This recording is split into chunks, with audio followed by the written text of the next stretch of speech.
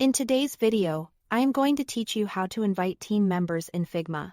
Start by opening your design in Figma.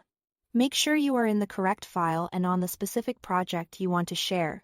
It's a good habit to double-check the file name and confirm you are not in a draft or a duplicate, especially if you work with multiple versions. Once your design is open, look to the top right corner of the Figma interface.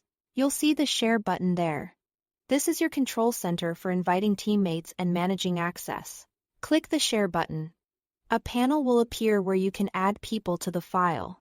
In the field provided, enter the email addresses of the team members you want to invite. You can add more than one at a time by separating addresses with a comma or space. Take a moment to ensure you are using the correct work emails, so everyone receives access without delays. Accuracy here saves time later. Next, set the appropriate permissions. You'll see options like Can Edit or Can View. Choose Can Edit if you want someone to actively collaborate in the file, making changes to frames, layers, and components in real time. This is ideal for designers and anyone contributing directly to the layout or content.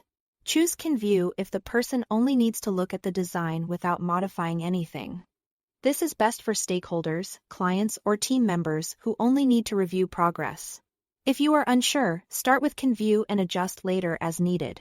Selecting the right level of access helps protect your work while keeping everyone involved at the right depth. When everything looks good, click Invite. Figma will send an invitation to each email address you added. Recipients can open the link from their email or access the file from their Figma account once the invite is accepted. If you need to make changes after sending, simply reopen the Share panel from the same button and update permissions or remove access at any time. That way, your file stays secure and up to date as your team evolves. That's all to it. Thanks for watching.